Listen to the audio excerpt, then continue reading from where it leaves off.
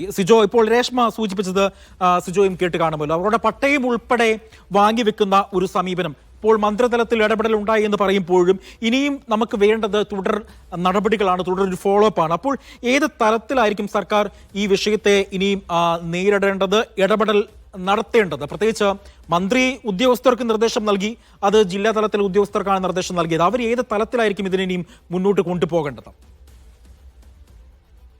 ആ വ്യക്തി പറയണതിൽ തന്നെ ഒരു തെറ്റുണ്ടല്ലോ. അതായത് ഞാൻ വ്യക്തിയുടെ തെറ്റല്ല.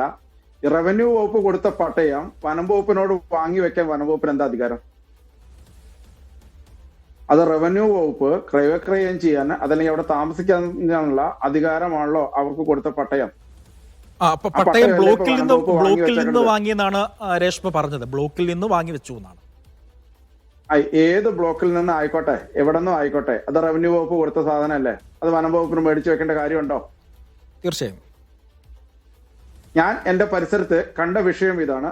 വെസ്റ്റിംഗ് ആൻഡ് അസൈൻമെന്റിൽ വെസ്റ്റഡ് ഫോറസ്റ്റിലാണ് ഇവർക്ക് പട്ടയം ഈ പറയുന്ന കക്ഷികൾക്ക് കൊടുത്തിരിക്കുന്നത്. ആ പട്ടയം കിട്ടിക്കഴിഞ്ഞപ്പോൾ ഈ പറയുന്ന അവിടുത്തെ താമസക്കാരായ പാവപ്പെട്ട ജനങ്ങൾക്ക് അസന്തോഷത്തോടെ കൈയടിച്ചു.